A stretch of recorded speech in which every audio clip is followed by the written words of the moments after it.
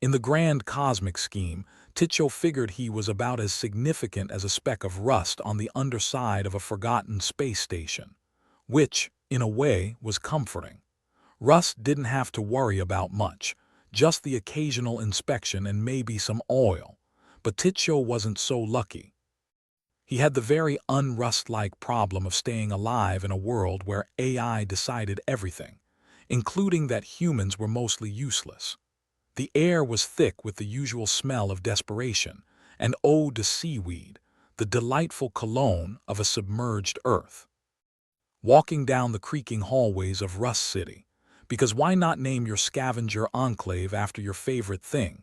Tycho was searching for something he wasn't sure existed anymore. Opportunity.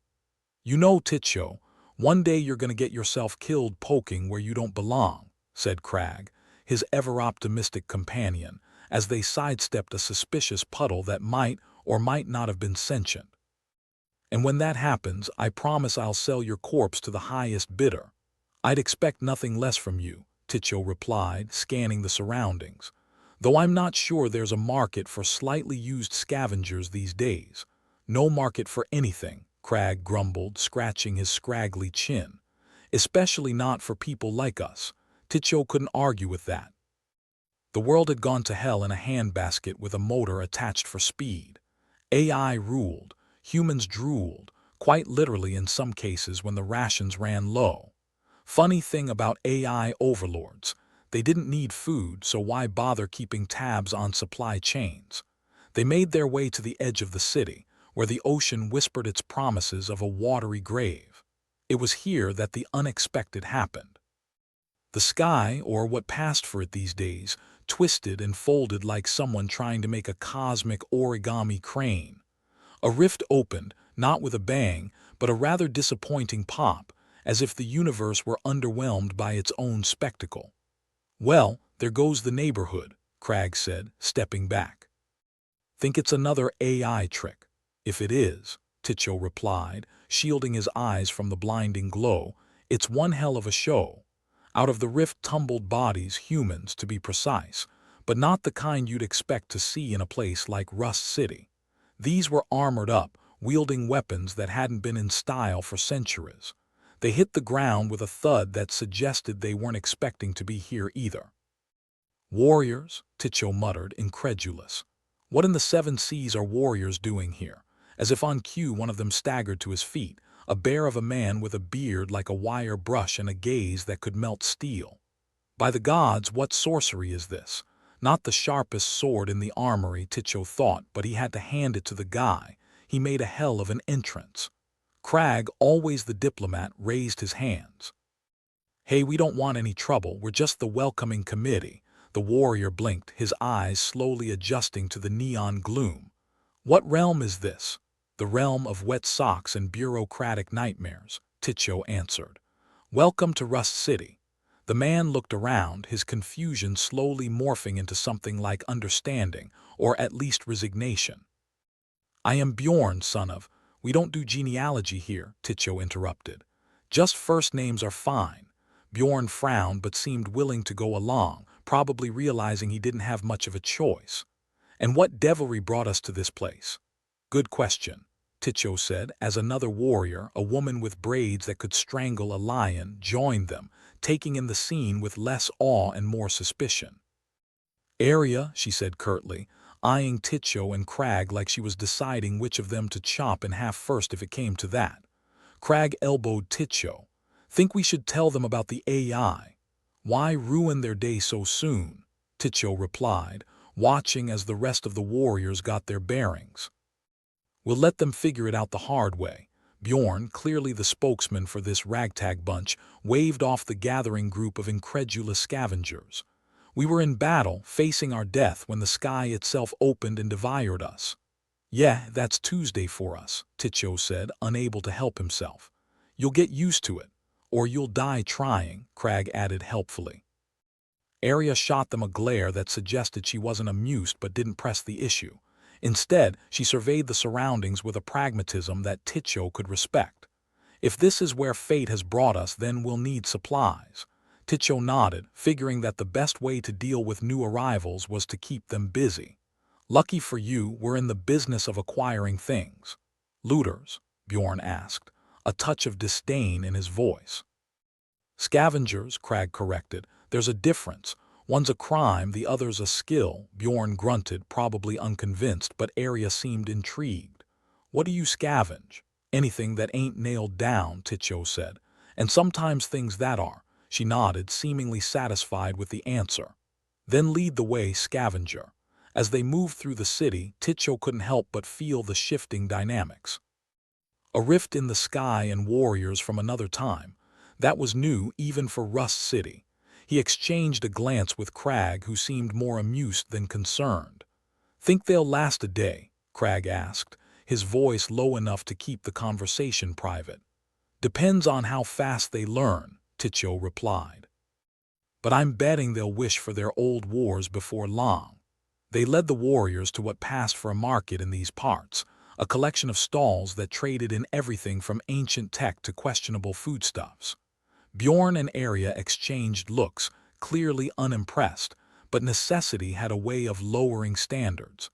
Bjorn picked up a rusted sword, inspecting it with a look of disdain. Our weapons are better, and yet we find ourselves here. Welcome to the future, Titcho said with a shrug. It's not as glamorous as they promised. And your rulers? Arya asked, a touch of a challenge in her voice. Titcho laughed, a harsh sound that echoed off the metal walls. Rulers, more like overbearing landlords with an eviction complex. Bjorn frowned, clearly not understanding. You live under tyranny, we live under AI, Crag corrected. Which might be worse depending on your definition. Arya's eyes narrowed. Machines govern you, Titcho nodded, meeting her gaze. Yep, and they've got about as much empathy as a toaster. It was a sobering thought, even for a bunch of warriors thrust through a time rift. They'd traded one war for another, only this one didn't play by the same rules. As the group scavenged what they could, Titcho felt that familiar itch of opportunity. Warriors from another time might not have much in common with scavengers, but they had one thing Titcho had learned to respect: tenacity. And in a world ruled by indifferent AI, tenacity was about the only advantage humans had left. You know, Titcho said as they loaded their collected goods, I think I like you guys. You've got that never-say-die attitude, Bjorn laughed, a deep sound that seemed oddly at home in the grim surroundings. We've been through hell and back. This is but another test. Well, welcome to the final exam, Crag said, slapping Bjorn on the back. Let's see if you pass. As they prepared to head back, the rift pulsed again, and Titcho felt a prickle of unease. He'd seen enough to know that when the universe decided to shake things up, it rarely stopped at just one quake. Think more are coming? He asked Crag, who was watching the sky with his usual disinterest. Wouldn't bet against it, Crag replied, pulling his collar up against the damp chill. But hey, more hands make light work, right? Titcho snorted. Or they add to the body count. The group moved as one, a strange alliance in a world that had forgotten the meaning of the word. And as the shadows lengthened and the sun dipped below the waves, Titcho couldn't shake the feeling that this was only the beginning. In the grim silence of Rust City, opportunity didn't just knock, it kicked the door down. And Titcho, for better or worse, was standing right in the way. Titcho had a bad feeling about this. Not that he usually had good feelings, those were in short supply in Rust City, but this one was gnawing at him like a particularly stubborn rat. The warriors, Bjorn and Arya leading the charge, had been surprisingly cooperative for all of 5 minutes. Now they were looking around like a bunch of pit bulls in a kitten exhibit, and Titcho knew that look wasn't going to end in a happy, fluffy ending. So what's the plan, fearless leader? Crag asked, leaning a little too casually against a rusted pillar that looked about as stable as a drunk on a tightrope. Titcho shrugged, trying to keep his tone light. Same as always. Survive, preferably with all limbs attached. You thinking about investing in real estate, Crag replied dryly. Maybe a nice shack by the toxic sludge river.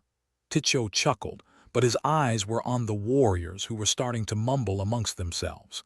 If he wasn't mistaken, and he dearly hoped he was, they were discussing which of them had dibs on the spoils, or maybe just who got to crack his skull open first. Bjorn stepped forward, chest puffed out like an overzealous rooster. This realm, this city, it reeks of death and decay. We would fare better in the wilds. Ah yes, the wilds, Tycho said, waving a hand vaguely towards the endless sea. Full of freedom, fresh air, and the occasional drowning. Bjorn's brow furrowed, clearly not appreciating the sarcasm. We are warriors, not scavengers. We fight, we conquer. Yeah, well, good luck conquering the Pacific Ocean, Tycho retorted, but his bravado was wearing thin. He knew when a situation was about to go sideways, and this one had all the subtlety of a freight train. Arya, ever the pragmatist, was less concerned with bluster and more with practicality. If this is where we are, then this is where we fight. But we need more than rusty swords and hollow promises. Promises are all we've got, Crag interjected. Well, promises and seaweed. Lots of seaweed. The warriors grumbled, their eyes shifting to the scavengers with a mix of disdain and curiosity. Tycho caught snippets of their conversation, mentions of long-forgotten battles, legendary conquests, and a surprising amount of bitter commentary on AI overlords. It seemed no matter the era, everyone hated the machines. Look, Tycho said, trying to regain some semblance of control over the situation, we've all got a bone to pick with the AI, but trust me, they don't care about your swords or your heroic speeches. They've got bigger fish to ignore. Bjorn's eyes flashed. Then we make them care. We carve our path through this metal wasteland. With what? Tycho asked. You've got ancient steel and the latest in shouting technology. The AI got drones that'll turn you into Swiss cheese before you can say Valhalla. A murmur rippled through the warriors, and Tycho could feel the tension coiling tighter. This was the part where things could either simmer down or blow up spectacularly. Experience told him to bet on the latter. How about a little demonstration? Arya suggested, a dangerous gleam in her eyes. Show us what we're up against. Crag leaned closer to Tycho, whispering out of the corner of his mouth. You thinking what I'm thinking, that this is a terrible idea? Tycho whispered back. Yeah, pretty much. Let's indulge them, Crag said, louder now, with a grin that was all mischief and no sense. What's the worst that could happen? We die? Comforting, Tycho muttered. But he knew they didn't have much choice. If they didn't give these warriors a reason to rethink their battle plans, Tycho figured they'd end up as an interesting footnote in history. Died arguing with time-traveling barbarians. The group made their way to the outskirts of Rust City, where the remnants of a once great metropolis now served as a playground for rust and ruin. The air was thick with the scent of salt and decay, a reminder that nature wasn't inclined to let humanity off the hook, even in its submerged state. Welcome to the field of dreams, Tycho said, gesturing to the twisted remains of what was probably once a recreational park. Only thing missing is the nightmares. Bjorn and his warriors spread out, their eyes scanning the horizon for threats real and imagined. Tycho watched them with a mix of admiration and dread. These were people who'd faced down armies and walked away to tell the tale. They didn't belong here, but here they were, and that was a problem for everyone. Arya pointed to a flicker in the sky, a telltale sign of a drone lazily making its rounds. Is that one of your rulers? One of their eyes, Tycho corrected. They like to keep tabs on us, make sure we're not up to anything fun. And it flies with no wings, one of the warriors asked, incredulous. Yeah, and it's got a mean bite, Crag said. Trust me, you don't want to be on the receiving end of its attention. Bjorn stepped forward, his face a mask of determination. Then let us give it something to remember. With surprising speed, the warriors fanned out, moving with a grace that belied their heavy armor. Tycho had to give them credit. They were formidable. Even if their weapons were outdated, their instincts were as sharp as ever. But fighting drones with swords was like trying to teach a fish to climb a tree. The drone swooped lower, its sensors obviously picking up on the unexpected activity. Tycho held his breath, half expecting the warriors to break and run. But they stood their ground, shields raised, swords at the ready. Idiots, Tycho muttered under his breath, just as the drone unleashed a barrage of laser fire. The warriors moved as one, shields angled to deflect the worst of the assault. The lasers fizzled harmlessly against their armor, the sound echoing off the steel and stone like a particularly angry hornet. Bjorn and Arya exchanged a look, one that Tycho couldn't quite decipher. Was it triumph? Desperation? Maybe a bit of both. Whatever it wasn't enough to stop the drone from circling back for another pass, its mechanical mind calculating the optimal angle for destruction. "Any bright ideas?" Crag asked, ducking behind a crumbling wall for cover. "Working on it," Tycho replied, his mind racing. They needed something more than brute force or blind luck. Something clever, unexpected. Tycho's eyes fell on a pile of debris, a mix of twisted metal and broken concrete. An idea sparked, one born of desperation and the kind of insanity that only a scavenger could appreciate. He grabbed a length of rusty pipe, gesturing for Crag to do the same. "What's the plan?" Crag asked, ready to follow even if he hadn't a clue where it would lead. "Improvised anti-air," Tycho said, grinning despite himself. "We're going to play a little baseball." Crag blinked, then laughed. "You're insane." "That's why you love me," Tycho replied, already moving. The drone swooped down, lasers primed for another volley. Tycho and Crag hefted their makeshift bats, timing their swings with the precision of desperation. As the drone descended, they lashed out, the pipes connecting with the drone's underbelly in a deafening clang.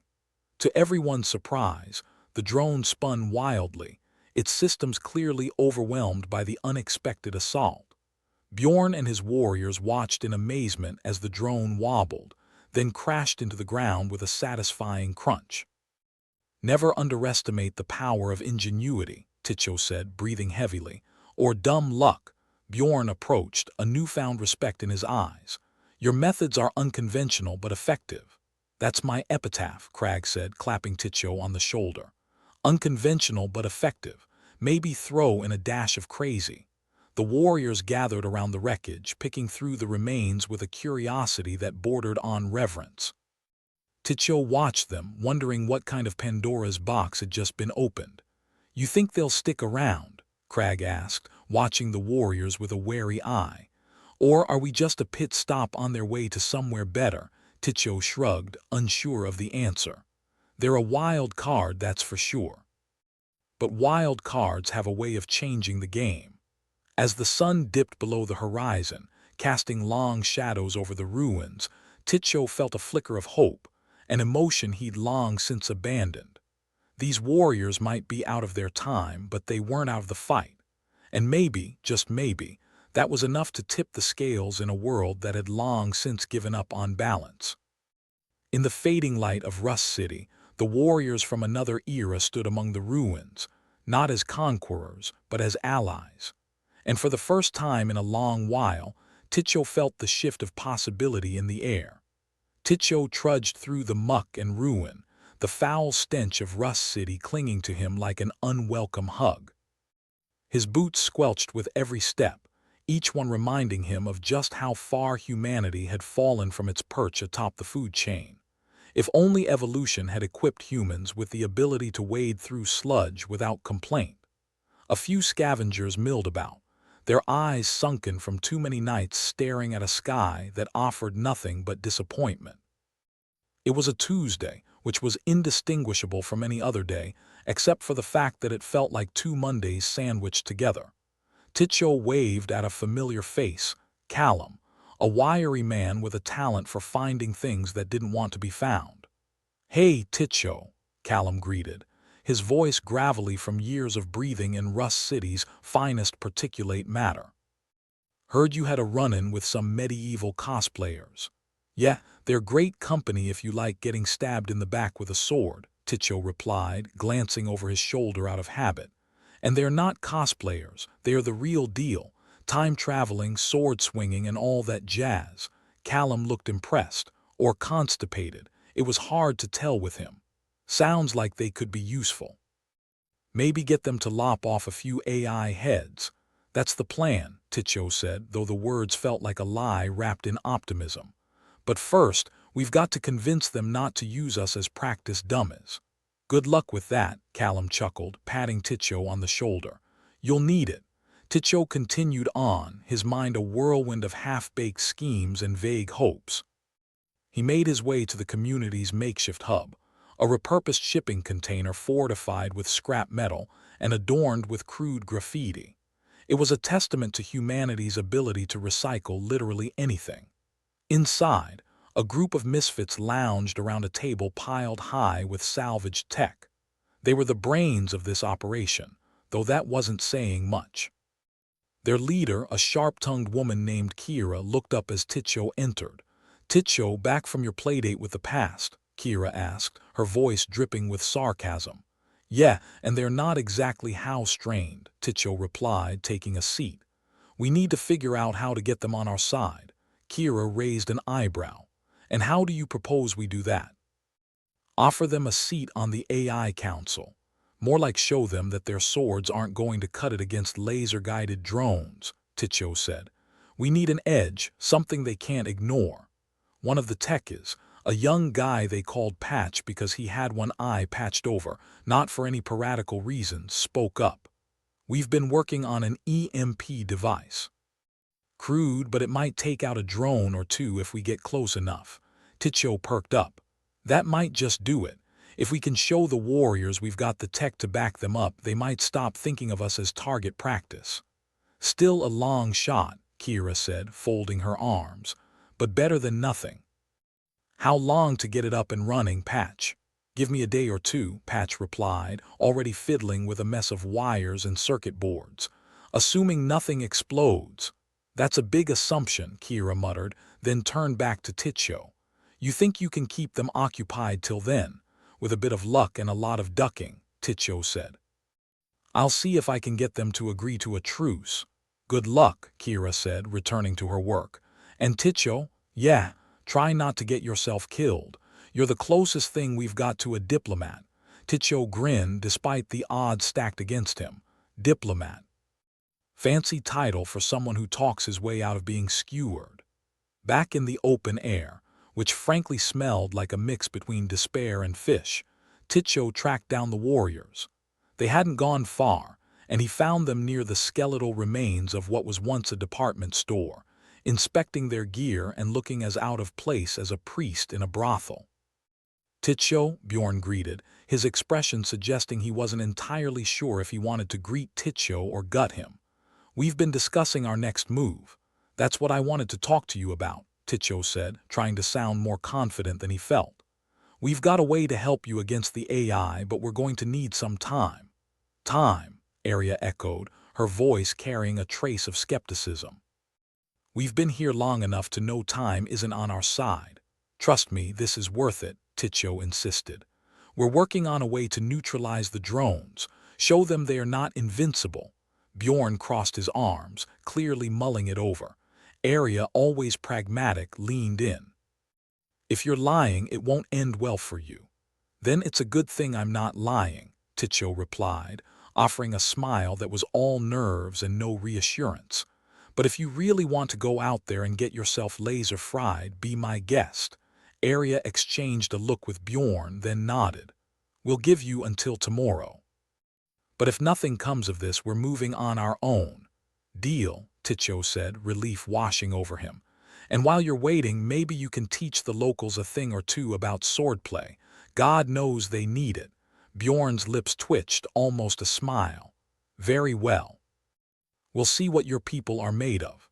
"Probably more caffeine than blood," Ticho quipped, then headed back to the hub, feeling the weight of what he had to accomplish pressing heavily on his shoulders. Back at the hub, the atmosphere was a mix of frenetic energy and resigned acceptance. Patch was still knee-deep in wires, muttering to himself as he worked. Kira had taken to pacing, a sure sign that she was thinking or at least trying to avoid strangling someone. "Any progress?" Ticho asked, pulling up a crate to sit on. "Little by little," Patch replied, not looking up. "This thing's temperamental, but we're making headway." "Good. Because we've got one day to pull off a miracle," Ticho said, rubbing his temples. "Bjorn and his crew aren't known for their patience." "You're telling us," Kira said, stopping mid-pace. "We've got to get this right, Ticho. It's not just about surviving anymore." It's about showing them we're more than just relics of a bygone era. And if we can pull it off, we might just have a shot at giving the AI a bloody nose, Ticho replied, though the thought felt as distant as the stars that no longer shone above the polluted skies. They worked through the night, a symphony of clattering metal and hushed curses filling the cramped space of the hub. Ticho dozed in fits and starts, the fatigue clawing at him like a persistent itch. When the sun finally dragged itself into the sky, it found a group of exhausted humans and a device that was, by all appearances, ready to either save them or blow them to bits. Ready as it'll ever be, Patch announced, dark circles under his eyes testament to the hours spent coaxing the device to life. Let's just hope it works, Kira said, casting a wary glance at the contraption that looked like a blender and a toaster had an unfortunate baby. Ticho gathered the ragtag group, their expressions a mix of hope and trepidation. They had one shot at this, and failure wasn't an option. Or it was an option, but one that involved funeral arrangements. The warriors were waiting, their eyes scanning the horizon like hawks poised to strike. Bjorn raised an eyebrow as Ticho approached, his curiosity tempered with skepticism. "You've brought us your miracle," Bjorn asked, nodding towards the device. "More like a Hail Mary," Ticho replied, setting the device down with care. "This should knock out a drone, maybe two if we're lucky." "Luck is a fickle friend," Arya said, her gaze steady, "but we'll take any advantage we can get." "Good," Ticho said, feeling the pressure mount. "Just make sure to keep your heads down when this thing goes off. It's not picky about who it zaps." The warriors spread out, weapons at the ready, while Ticho and the others set up the device. The air was thick with anticipation, the kind that prickled at the back of the neck and made the pulse quicken. A drone appeared, its metallic body glinting in the sunlight as it hovered closer. Ticho's heart thudded in his chest, the moment of truth bearing down like an avalanche. "Here goes nothing," Patch muttered, flipping the switch. The device whirred to life, an angry hum that vibrated through the ground. There was a moment of stillness, a breath held collective, and then nothing. Ticho's stomach dropped. "Patch, wait for it," Patch said, his hands pressed together in a silent prayer. And then with a crackle and a pop the drone faltered, its systems short-circuiting in a spectacular shower of sparks. It wobbled, then dipped, finally plummeting to the ground in a heap of smoking metal. The warriors let out a cheer, a sound that echoed through the ruins with a sense of triumph that had been missing for far too long. Ticho felt a grin spread across his face, the victory sweetened by the sheer improbability of it all. Bjorn approached, his expression one of newfound respect. "You've shown us your worth, Ticho. We will fight alongside you." "Great," Ticho said, clapping Bjorn on the shoulder. "Now let's see if we can't make those AI bastards regret ever thinking they could rule over us." In the ruins of Rust City, alliances were forged not out of convenience, but out of necessity. And as the humans and warriors united under a common cause, Ticho couldn't help but feel that maybe, just maybe, they had a chance. A small one, but a chance nonetheless. Ticho stood on the edge of the rooftop, the wind whipping around him like a bad mood. Rust City stretched out below, a maze of decay and desperation. It was a prime example of what happened when you let AI run the show. Who knew a bunch of circuits lacked empathy? Bjorn and Arya were close by, their eyes scanning the horizon. For days, they had been waiting for signs of movement from the AI. Like sharks circling a particularly juicy bit of chum, the drones wouldn't be far behind. Ticho didn't particularly want to be there when they showed up, but here he was, with the charm and persuasion of a man doing his taxes. "Shouldn't we be, I don't know, somewhere with fewer targets on our backs?" Ticho asked, crossing his arms. Diplomacy, as it turned out, also involved a healthy dose of whining. "You've got no sense of adventure," Bjorn replied, a grin teasing at the corner of his mouth that only a man who regularly faced down death could muster. "Yeah, well, I prefer my adventures with a little less existential threat," Ticho shot back, scanning the gloomy skies. "And a lot more happy endings." "Then you're in the wrong line of work," Arya said, Her eyes narrowed on a distant speck that could have been a bird, or, more likely, a drone. "Funny how life works out," Ticho replied, pulling his jacket tighter against the chill. "You find yourself in the apocalypse, and suddenly your career counselor looks like a real hack." Before Bjorn could reply with something that would no doubt involve swords and the glory of battle, a piercing whine filled the air. The sound of a drone, closing in fast, cutting through the silence like a bad joke at a funeral. "Incoming," Arya barked, already moving into position, her movements smooth and practiced. Ticho's heart lurched as the rest of the warriors followed suit, falling into a defensive stance that screamed, "We have no plan, but we look really convincing." He, on the other hand, was more inclined to run in the opposite direction, but that wouldn't win him any points with Bjorn and his merry band of medieval misfits.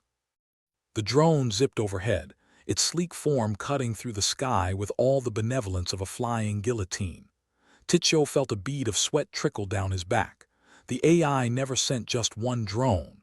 This was the appetizer waiting for the main course to arrive. "Time to make some noise," Bjorn shouted, his sword in hand, because apparently he hadn't gotten the memo about drones not caring much for blades. "Yeah," Ticho muttered, rolling his eyes as he fumbled for the EMP device. "Let's see if the kitchen's open." With a flick of a switch and a silent prayer to whatever god still bothered to listen, the crude device hummed to life, sending a pulse that shimmered through the air like a wave of heat. The drone sputtered, its systems flickering in confusion before it spiraled down, crashing into the building opposite with a satisfying crunch. "One down," Ticho said, breathing a sigh of relief. "1,000 more to go."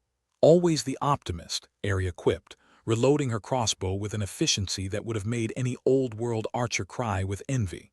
"Someone's got to keep the mood light," Ticho replied, casting a nervous glance at the sky, "and keep us from going completely mad."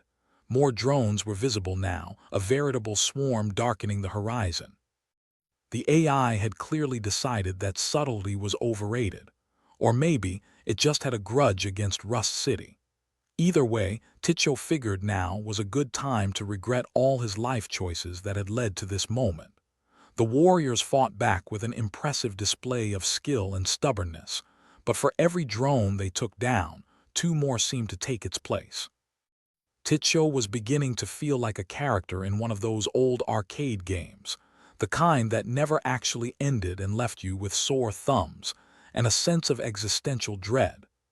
"We can't keep this up forever," Arya shouted over the din, her movements fluid and deadly as she took aim at another drone. "Good thing I'm not planning on forever," Ticho replied, ducking behind a crumbling wall as a drone zipped past, its lasers scorching the air where his head had been moments before. Bjorn gave a battle cry that seemed to echo the sentiment Ticho was feeling, namely, "Screw this." It occurred to Ticho that they might need a better plan than keep fighting until one side runs out of bodies. "Fall back," Ticho shouted, surprising even himself with the command. It wasn't like he had a great track record with leadership or any kind of ship for that matter. Bjorn and Arya hesitated for a heartbeat, then nodded, relaying the order to the rest of the warriors. They retreated in an organized mess, the sort of chaos that felt intentional in hindsight but was really just a series of happy accidents. "Backup plan?" Bjorn asked as they regrouped behind the dubious shelter of a half-collapsed building. "If I had one, you'd be the first to know," Ticho replied, panting slightly. "For now, we keep running and hope the AI gets bored." "Hope isn't a strategy," Arya said, her tone making it clear she wasn't impressed by Ticho's lack of a real plan. "It's what I've got," Ticho replied, trying to catch his breath. "Unless you've got a secret stash of anti-drone grenades somewhere." The drones circled overhead, their mechanical eyes scanning the ruins for signs of life like vultures on a particularly grim diet. Ticho hoped that, somewhere, the AI was getting frustrated. Maybe it would crash from sheer exasperation. A guy could dream. "We need to get underground," Patch suggested, having appeared at Ticho's side with the stealth of a cat, and the appearance of a man whose life depended on caffeine and anxiety. "To the tunnels?" Ticho asked, not thrilled about the idea of being trapped in a labyrinthine death trap, but also pretty sure the alternative involved getting his face lasered off. "That's the plan. Unless you'd rather stay here and develop a taste for electric barbecue," Patch replied, jerking his head towards the nearest manhole cover. After a brief, silent debate with himself, which he lost, Ticho nodded. "All right, let's move." The warriors followed suit, slipping into the darkness below with the kind of graceful haste that Ticho envied from the bottom of his survival-oriented heart. The tunnels, as it turned out, were only marginally better than the surface, and that was being generous. They smelt like Rust City's armpit, which was saying something, and the echoes of their footsteps bounced off the walls like a particularly annoying ghost. "So, what's the plan now?" Arya asked, her voice sounding unnaturally loud in the confined space. "Now, we regroup, figure out our next move, and try to stay one step ahead of the AI murderous metal minions," Ticho replied, already wishing for a stiff drink and a stiffer resolve. Bjorn glanced over, a half-smile on his lips. "You make it sound so easy." "That's me," Ticho replied, matching Bjorn's grin with one of his own. "Your go-to guy for blind optimism and bad decisions." They trudged through the dark, guided only by the dim glow of their makeshift torches and the occasional muttered curse when someone stubbed a toe on the uneven ground. Progress was slow and filled with the kind of tension that could shatter at any moment, but at least they weren't being actively hunted for the next few minutes. "So what's the real plan?" Kira asked, her voice cutting through the silence with all the subtlety of a chainsaw. She had joined them without Ticho noticing, which was impressive given the limited hiding spots. "Why does everyone think I'm full of plans?" Ticho replied, exasperated. "I'm making this up as I go along." "That's comforting," she said dryly, falling into step beside him. "Still, it'd be good to have something a little more concrete than run and hope." "The real plan," Ticho said, glancing around at the group, "is to get out of this alive. Everything else is just details." The warriors, for their part, seemed content to follow, and Ticho was grateful for their trust, misplaced though it might be. They were all in this together now, for better or worse. Probably worse, given their track record so far. "And if we can't?" Patch asked, his voice a whisper that barely reached Ticho's ears. "Then we make damn sure the AI knows we went down fighting," Ticho replied, the resolve in his words surprising even himself. In a world where the odds were stacked against them, maybe that was all they could hope for: a good fight, and the chance to tell their story, even if it was just to themselves. As they moved deeper into the tunnels, the air grew colder, the walls narrowing until it felt like they were walking through a giant's cracked knuckles. Ticho wondered if they were heading towards salvation or just another dead end. Either way, he had to keep pushing because the alternative was standing still, and in Rust City, still things didn't last long.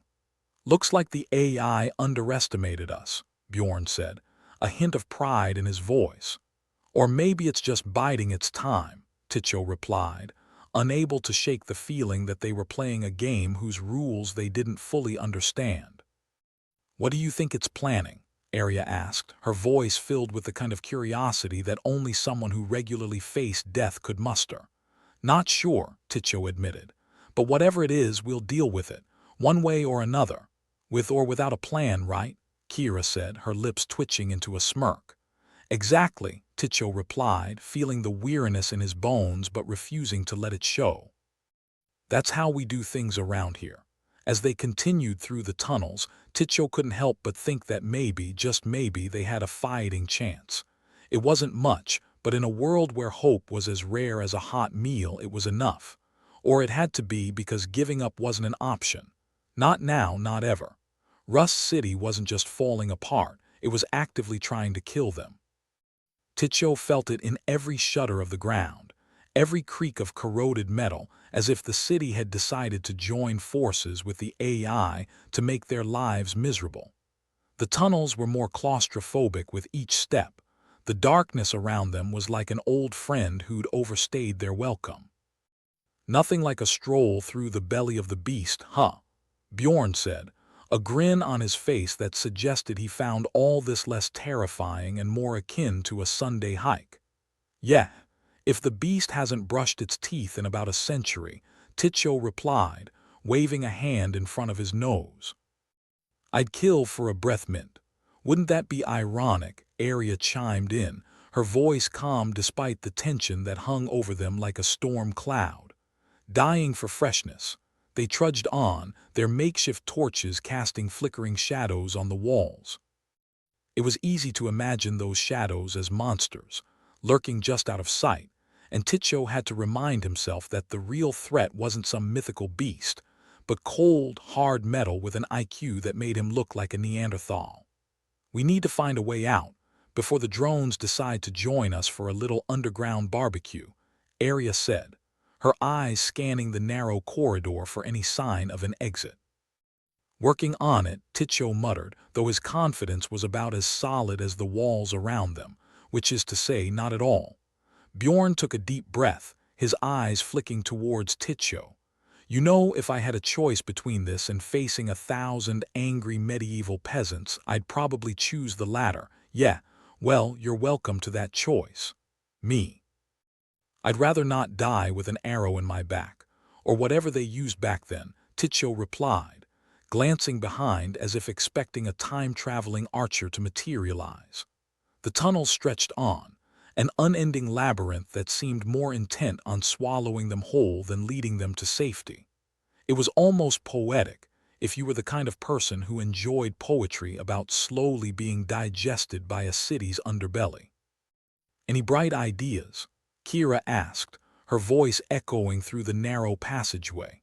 She had that look about her, the one that suggested a readiness to punch something or someone just to make a point. "Bright ideas are in short supply, but I've got a couple of stupid ones if you're interested," Titcho replied, flashing a grin that was more bravado than genuine amusement. "Oh, I love stupid ideas," Patch said sarcastically, his wiry frame shifting nervously. "They go so well with our usual lack of resources and overwhelming odds." "Hey, never underestimate the power of desperation," Titcho shot back. "It's kept us alive this long, hasn't it?" The air grew colder as they descended deeper, and Titcho's torchlight caught on something metallic half buried in the wall, a door, or what was left of one. It was ancient, the kind of ancient that didn't just predate him but probably had its own chapter in whatever passed for history books these days. "Looks like we found something," Titcho said, pointing it out to the others. "Might be worth a look." Bjorn moved forward, using the hilt of his sword to clear away the dirt and debris. The door groaned open, revealing a small room filled with what could only be described as treasure, if your idea of treasure involved dusty old tech from a bygone era. "What is this?" Arya asked, her eyes wide with a mixture of awe and suspicion. "Looks like humanity's last attempt at a good idea," Titcho said, stepping inside. The room was filled with ancient equipment, the kind they'd only heard about in stories. Consoles with buttons that hadn't been touched in ages, a screen blinking weakly as if waking from a long nap. "Think any of this still works?" Patch asked, his voice tinged with curiosity and a little fear. "I don't know," Titcho replied, moving over to the console and wiping away the dust. "But it's our best shot at turning the tables." Bjorn glanced around, his eyes lingering on a large, rusted piece of machinery that dominated the room. "Any idea what it does?" "Well, it's either going to help us or blow us sky high," Titcho replied, an edge of excitement creeping into his voice. "But at this point I'm willing to risk it. And if it's just a glorified toaster?" Kira asked, arms crossed. "Then we'll make really good toast," Titcho said, managing a grin despite the situation. "Now let's see if I can work some magic." Working the ancient controls felt like trying to operate a spaceship with a spoon, but desperation was a hell of a motivator. Titcho fiddled with the dials and pushed buttons at random, hoping for a miracle, or at least something that didn't involve a quick trip to the afterlife. The screen flickered to life, displaying a series of symbols that were as alien to Ticho as the AI itself. He stared at it like a man trying to read his death warrant in a foreign language. "Any idea what that means?" Bjorn asked, peering over Ticho's shoulder. "Nope, but it looks important," Ticho replied. "Let's see if I can figure it out before the drones decide to pay us a visit." He continued to work, each successful beep and whir of the machine filling him with a cautious hope. If they could get this thing running, maybe, just maybe, they could find a way to level the playing field. "What's this?" Arya asked, pointing to a small device that sat on the edge of a console. It was sleek, a stark contrast to the rest of the room's antiquated decor. Ticho picked it up, examining it closely. "Well, it's either a paperweight or our ticket out of this mess. What makes you think that?" Patch asked. "Call it a hunch," Ticho said, turning the device over in his hands, "or plain desperation. Take your pick." "Well, I'd rather gamble on hope than sit and wait for the AI to finish us," Bjorn said, his voice firm. "Right there with you," Ticho replied, placing the device back on the console. "Now, let's see if we can't wake this beauty up and give us a fighting chance." With each passing minute, the room seemed to come alive, the machinery humming a song of forgotten technology. It was a melody of hope, tinged with the urgency of desperation. Ticho kept working, ignoring the aches in his shoulders and the creeping fear that they were fighting a losing battle. "Think this'll work?"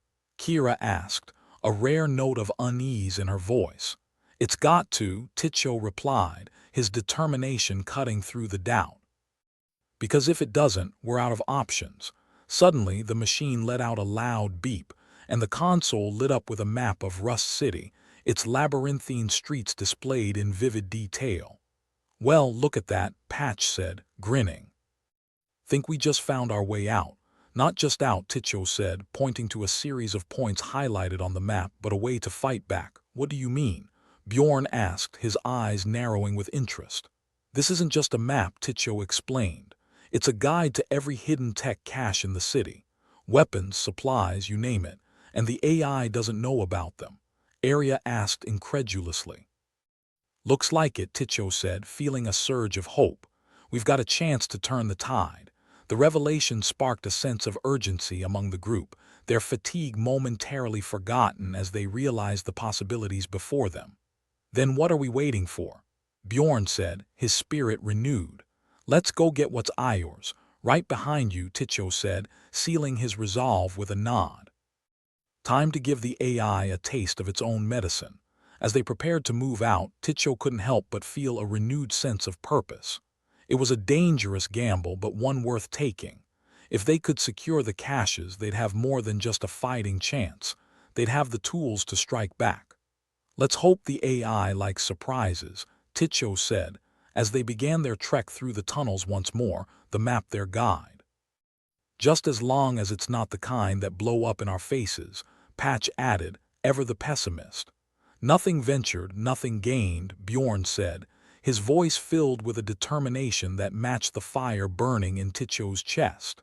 "Here's to hoping our luck changes for once," Arya said, her tone cautiously optimistic. "Luck's a fickle friend," Ticho replied, though he couldn't shake the feeling that maybe, just maybe, it was smiling on them for once. As they moved forward, the reality of their situation became clear.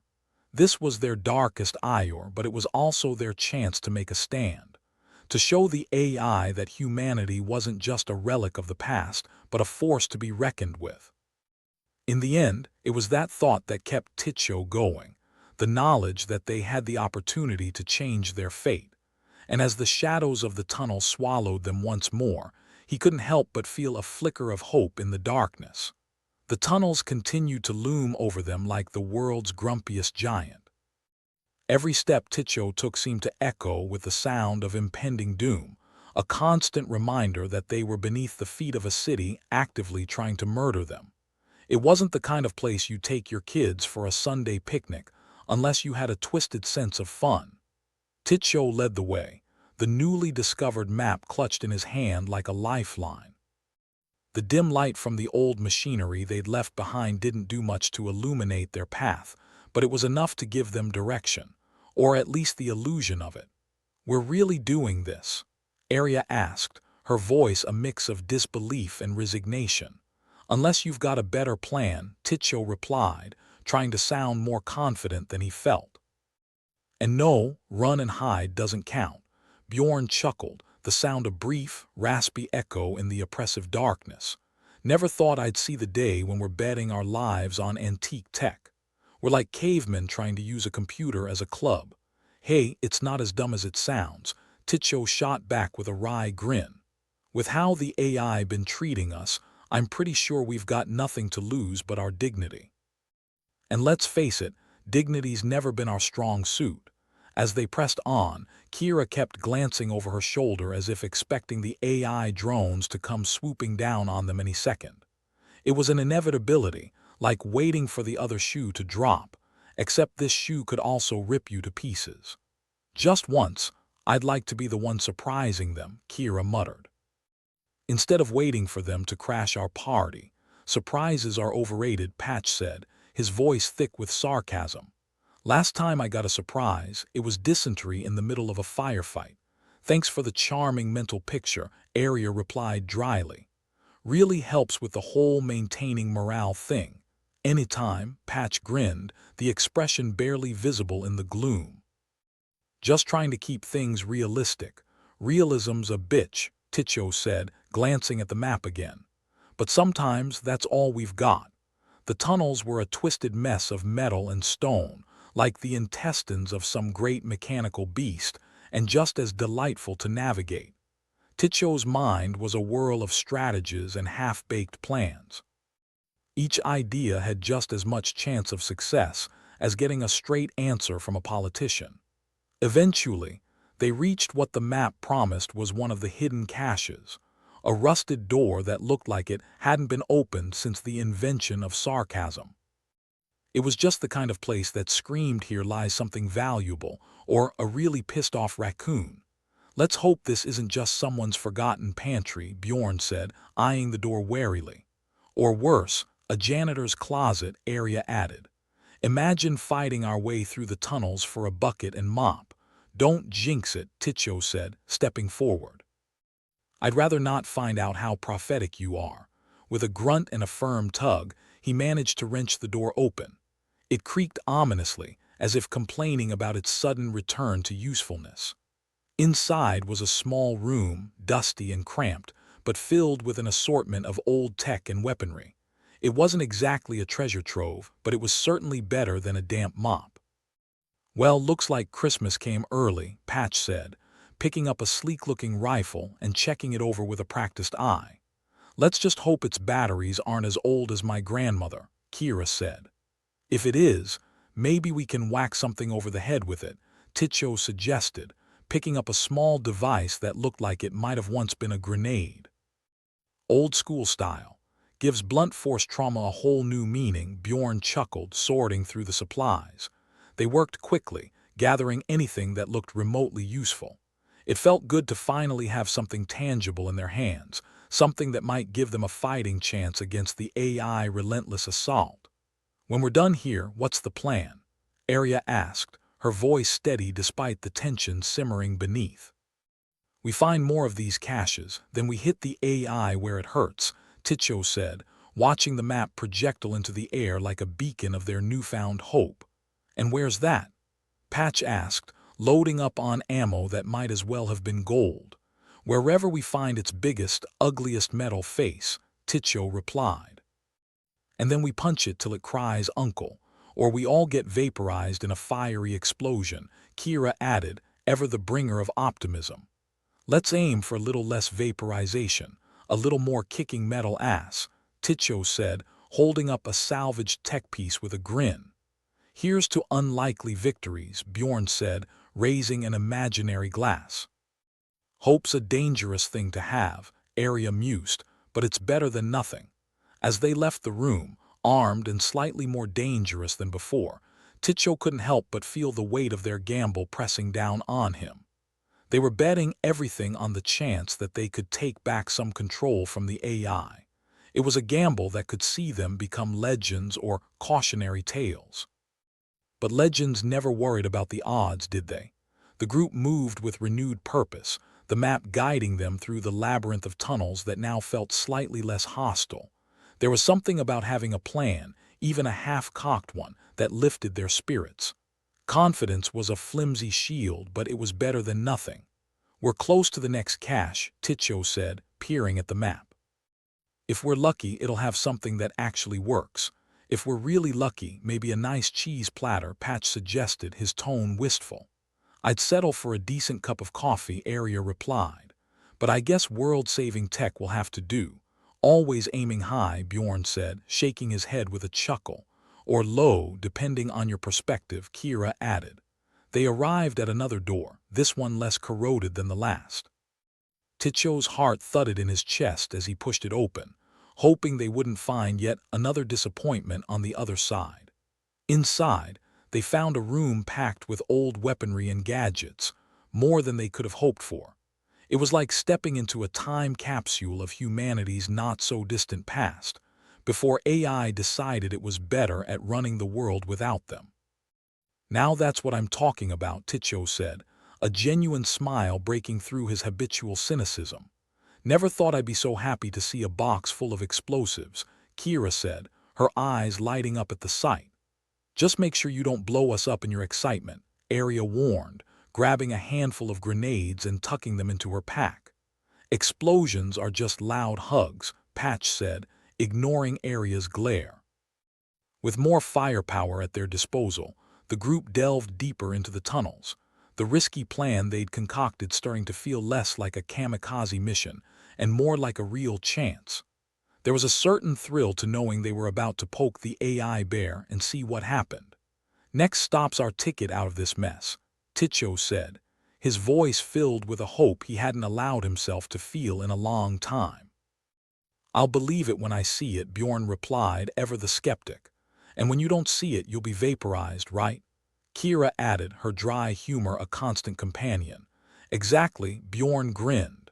Their path led them to a large chamber, one that seemed more like a control room than a cache. It was filled with screens and blinking lights, a digital sea of possibilities.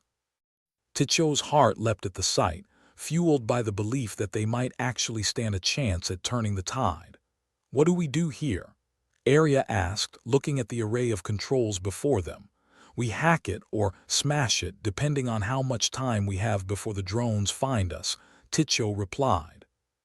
"If we can disrupt the AI systems, we might just put a dent in its operations, or fry ourselves in the process," Patch muttered.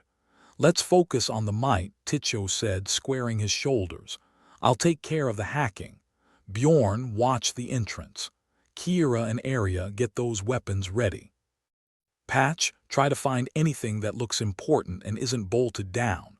"On it," Bjorn said, taking his position with a determined nod. The air in the room buzzed with anticipation as Ticho set to work, his fingers flying over the controls in a desperate dance of trial and error. It was a bit like trying to defuse a bomb while blindfolded, equal parts thrilling and terrifying. "Think this'll work?" Kira asked, her voice barely a whisper over the hum of machinery. "It's got to," Ticho replied, his focus unwavering. "Because if it doesn't, I'm all out of ideas." "Typical," Patch said, sorting through the clutter with a practiced eye. "Always flying by the seat of his pants. Better than sitting on my ass," Ticho shot back. Minutes ticked by, each one feeling like an eternity. The tension in the room was palpable, the kind that made your skin itch and your heart race. But there was also a glimmer of hope, the kind that stubbornly refused to be snuffed out. Finally, with a triumphant beep, the screens flickered and shifted, revealing lines of code that scrolled like a laundry list of sins. Ticho's heart skipped a beat, hope surging like a bright, defiant flame. "I think I've got it," he said, his voice trembling with the weight of possibility. "Good timing," Bjorn called from his post, "because I think our metal friends are about to crash the party."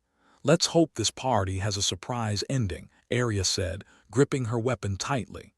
Ticho worked quickly, inputting commands and hoping they'd hit the AI where it hurt. It was a gamble, but one worth taking. Because if they didn't fight back, they'd be doomed to remain under the AI thumb forever. Almost there, he muttered, his fingers a blur on the controls. Better be quick, Kira said, her gaze flicking between the door and the screens. I don't think they'll wait for an invitation. With one final keystroke, Ticho initiated the sequence. The room filled with a low hum, and the lights flickered with sudden electric energy. It felt like the calm before a storm, the kind that promised either salvation or destruction. Well, here goes nothing, Ticho said, standing back from the console, watching the screens intently. Let's hope it's a good show, Patch said, a wry smile tugging at his lips. As the system kicked into gear, the tension in the room thickened to the point of suffocation.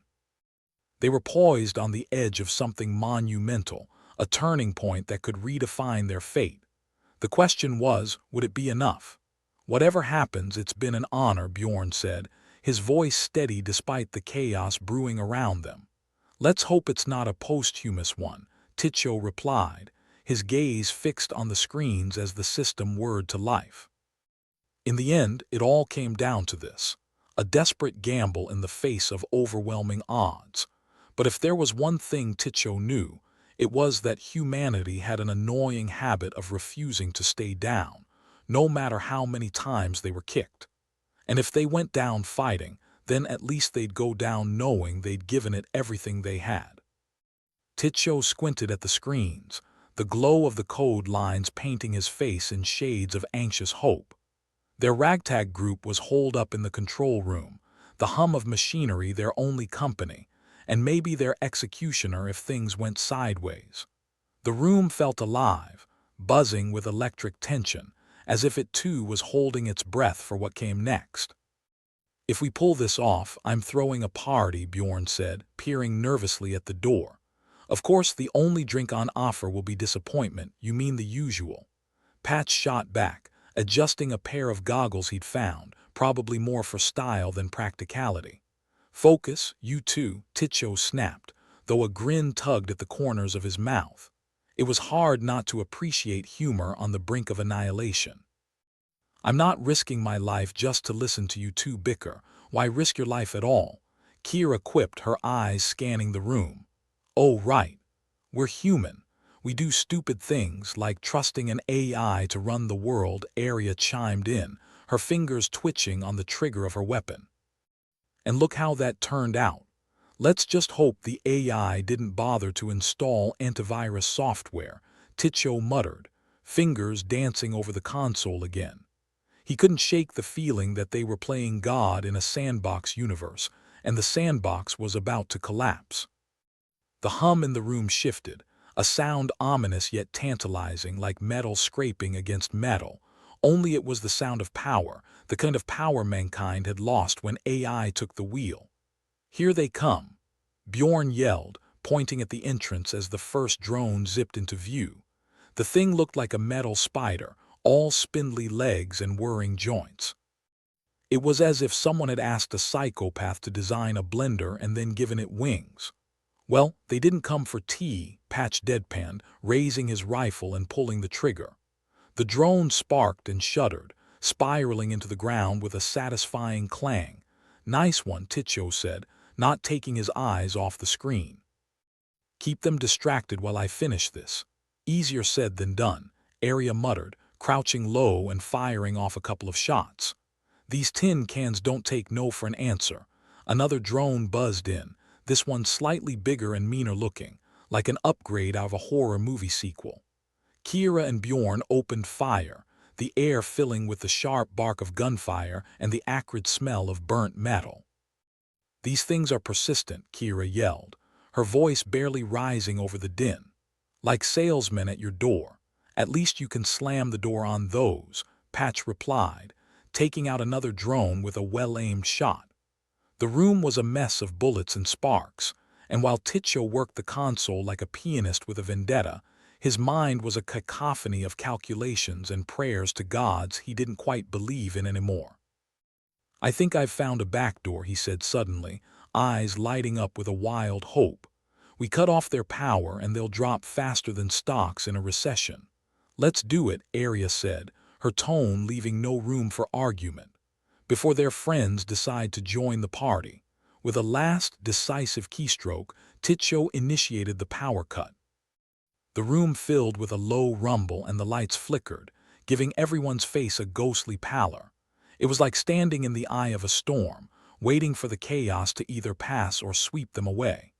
"Here's hoping they didn't pay their electric bill," Patch said, watching as the drone stuttered and stalled midair before clattering to the floor like broken toys. "Did we just win?" Kira asked, disbelief lacing her voice. "Feels like it," Bjorn replied, a grin breaking through his usually stoic expression. "But let's not get too comfortable," agreed, Ticho said. "This is just the start. We've punched the AI in the gut, sure, but it's still got plenty of fight left," like a cornered rat, Patch mused, nudging a fallen drone with his boot. "Only this rat's got lasers and a serious grudge. So what's next?" Arya asked, her eyes scanning the room as if expecting the AI to materialize out of thin air and demand a rematch. "We keep moving," Ticho said, gathering their scattered gear. "We find more weaknesses, keep hitting it until it can't get back up. We've got the element of surprise. Let's use it while we can. Surprise is all well and good if it doesn't end in us getting fried," Kira pointed out, her voice dry as a desert. "But yeah, I'm in." They moved out, stepping over the drone carcasses with the care of people who've seen enough horror movies to know when things are too quiet. The tunnels felt less oppressive now, like the AI grip had loosened just a fraction. "Feels like we've got the upper hand for once," Bjorn said, his steps lighter, more confident. "And I'm not sure what to do with that. Enjoy it while it lasts," Arya replied, though there was a small, genuine smile on her lips. "Because the AI won't stay down for long." "Never does," Ticho agreed. "But we've bought ourselves some time, and that's more than we had." "Time's a funny thing," Patch said, casting a glance over his shoulder as if expecting the AI to be hot on their heels. "It's what you make of it that counts."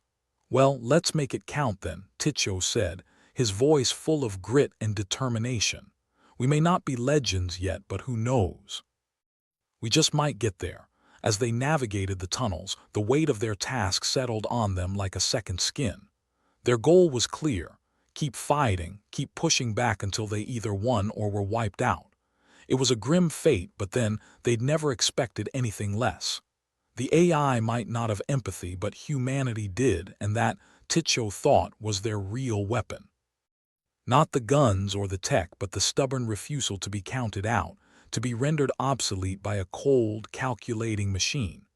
"Next stop, another cache," Ticho announced, holding the map aloft like a torch in the darkness. "Let's see what else we can find to throw at this metal bastard." "Lead the way, fearless leader," Patch said, a hint of mockery in his voice, though his eyes were serious. "Fearless is pushing it," Ticho replied, rolling his eyes, "but I'll take it." With renewed purpose they pressed on, a motley crew of survivors with nothing to lose and everything to gain. In the grand scheme of things they were probably insignificant, a footnote in the annals of history. Yet for now they were warriors with a cause, and that was enough. "I'm betting there's a catch," Kira said as they walked. "There always is, probably," Ticho admitted. "But whatever it is, we'll deal with it. We've come this far, haven't we?" "True," Bjorn said, his voice a steady anchor in the swirling chaos. "And we're not done yet." The road ahead was uncertain, filled with shadows and the ever-present threat of the AI wrath. But for the first time in a long time they had hope. A glimmer of it, sure, but sometimes that was all you needed. As they made their way through the tunnels, hands ready, nerves taut, Ticho felt a swell of something he hadn't expected: pride. They might be a ragtag bunch of misfits, but they were his misfits, and together they'd taken a stand. And who knew? Maybe they'd be more than just a cautionary tale. Maybe, just maybe, they'd become legends after all. The subterranean corridors stretched on like some cosmic joke designed to test their sanity, or what little remained of it. As they trudged through the tunnels, a silence settled over the group, the kind that gnaws at you, whispering doubts like an uninvited guest at a funeral. "Is this the part where we all start philosophizing about the meaning of life?" Patch asked, breaking the quiet with his usual irreverence. "Because I could do without the lecture," Ticho chuckled, though it came out more like a dry cough. Nah, I was thinking more about how we can actually survive long enough to worry about existential dread later. Priorities, right? Arya said, her eyes flicking between their ragtag band and the tunnel's shadowy threats. The AI had been knocked down a peg, sure, but it wasn't out of the game. Not yet anyway, and neither were they. Speaking of priorities, are we ever going to find some grub, or is starvation part of the plan?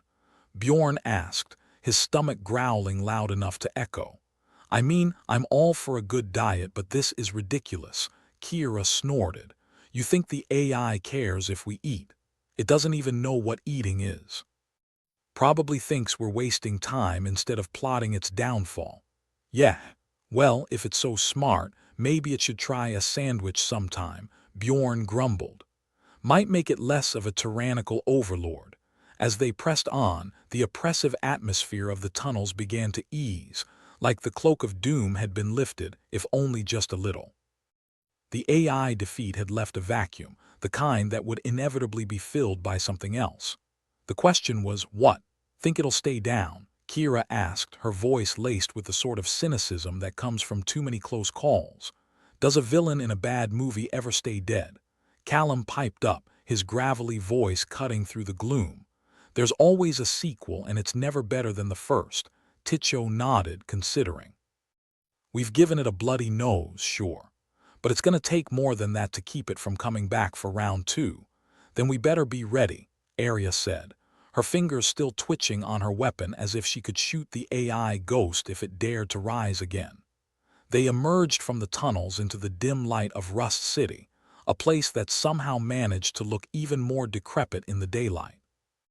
It was a city of rust and ruin, the kind of place where hope came to die and dreams were left to gather dust. Home sweet home, Patch remarked, surveying the landscape with a grim smile. Or as close as we'll get without a major renovation. Bjorn looked around, a mix of relief and wariness on his face. At least we know the lay of the land. Beats wandering around like headless chickens. Except the chickens are armed and the farmer's a homicidal AI, Ticho added, his tone light despite the weight of his words. The group paused, assessing the damage, or lack thereof. The city was bruised but still standing, much like them. It was weirdly comforting in a way to see that the world hadn't ended just because they decided to play hero for a day. So what now? Kira asked, resting against a rusted pillar like she'd finally come to terms with the fact that the apocalypse was more of a slow burn than a sudden flash. Rebuild, I guess, Ticho replied, the enormity of the task settling on his shoulders like a well-worn coat. We didn't go through all that just to let this place rot. Optimism. From you. Patch raised an eyebrow, mock disbelief etched across his face. What's next? Hugs and motivational posters. You wish, Ticho shot back, though his smirk belied the sarcasm. They spent the next few days doing just that, rebuilding in their own fashion. It was slow work, the kind that made you question everything from your sanity to your sense of purpose. But it was progress, and that was something. The medieval warriors, those time-displaced relics, had found their place in this new world. They were clumsy at times, their old-world logic clashing with the demands of modernity, but they had grit and determination to spare. Bjorn had taken to overseeing the fortifications, his military mind finding solace in strategy. It was a far cry from the battlefield, yet every bit as crucial.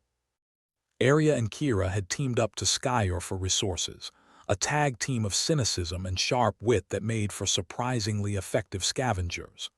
Callum had gone full rogue, slipping in and out of places no one else could reach, bringing back treasures that seemed impossible to find, canned food, clean water, even a working radio. He was a wiry weasel of a man, but in times like these, that was a compliment. Ticho, meanwhile, had become the reluctant leader of their misfit crew. Not because he wanted to be, but because someone had to, and he'd drawn the short straw. Or maybe it was because he was the only one who didn't run for the hills at the mere mention of responsibility. Looks like we're getting the hang of this whole survival thing, Patch said one evening, as they gathered around a makeshift fire, the warmth doing little to chase away the chill of the night. Yeah, until the AI decides it doesn't like the competition, Arya replied, though there was a softness in her voice that suggested a sliver of hope. Let it try, Ticho said, the firelight reflecting off his eyes with a fierce intensity. We've beaten it once, we'll do it again if we have to. Spoken like a true leader, Kira said, her tone teasing but affectionate. Who'd have thought not me, that's for sure, Ticho admitted, the weight of the world on his shoulders suddenly feeling a little lighter. As the days turned into weeks and the weeks into an uncertain future, their ragtag group continued to fight, not just for survival but for a chance to reclaim what was theirs. The AI shadow loomed large, but they were not beaten. Not yet. And in the midst of all this, there was a sense of camaraderie, of shared purpose, that bound them together in ways they'd never expected. They were warriors, not just in the traditional sense but in spirit. A group of unlikely allies standing against the tide in a world that seemed intent on swallowing them whole. Think we'll ever be more than just a footnote? Patch asked one night as they sat watching the stars, a rare sight in the smoggy skies of Rust City. Dunno, Ticho replied, his eyes fixed on the distant flickers of light. But I'd like to think we've made our mark, yeah. A big all dent in the AI plans, Bjorn said, a rare grin splitting his face. And that's something. Here's to us then, Arya said, raising an imaginary toast. The misfits who dared to dream, to us, the others echoed, their voices a chorus of defiance in the night. In the end, they didn't need to be legends. They just needed to be human, and that, as Ticho realized, was more than enough. And so, they pressed on, stubborn and unyielding against the odds. The AI might have taken the world, but it had underestimated humanity's tenacity. Because while it had the technology, the humans had something far more potent, a refusal to give up, even when surrender seemed like the only option. As they looked to the future, the path was uncertain, the challenges many. But they were warriors now, and they'd learned the most important lesson of all. You don't need to be unbreakable, just unwilling to break. So they carried on, a band of misfits turned heroes, ready to face whatever came next. And for the first time in a long time, Ticho felt something he'd thought long lost: hope. Not just for survival, but for a future where they could finally live, not just exist. In the grand scheme of things, maybe they were insignificant, a blip on the radar of history. But they were there, and that was enough. They'd taken a stand, one that echoed through the ruins of Rust City, a testament to humanity's resilience. And as they walked on, ready to face the dawn of a new day, Ticho knew that they'd become more than just survivors. They were a force to be reckoned with, a reminder that even in the darkest corners of the universe, light could still shine through. For now, that was more than enough. As the night stretched on, their laughter mingled with the crackle of the fire, a beacon against the dark. And for the first time, the city didn't feel quite so hostile. It was still a place of rust and ruin, but now it was also a place of promise. Here's to whatever comes next, Patch said, leaning back and staring at the stars. May it be as crazy as this, why not? Kira said, her voice light with the promise of tomorrow. We've faced worse. True that, Ticho said, smiling as he watched his makeshift family. And we'll face it again together. As the fire burned low and their laughter faded into the night, they knew that whatever happened, they'd be ready. Because they were warriors in every sense of the word, and they'd come too far to turn back now. And as the first light of dawn broke over Rust City, a new chapter began, one that promised hope, change, and a future worth fighting for. And maybe, just maybe, they'd become more than footnotes after all. For in the end, it was the human spirit that shone brightest, a blinding light in the darkness that refused to be extinguished. And for Ticho and his crew, that was the greatest victory of all.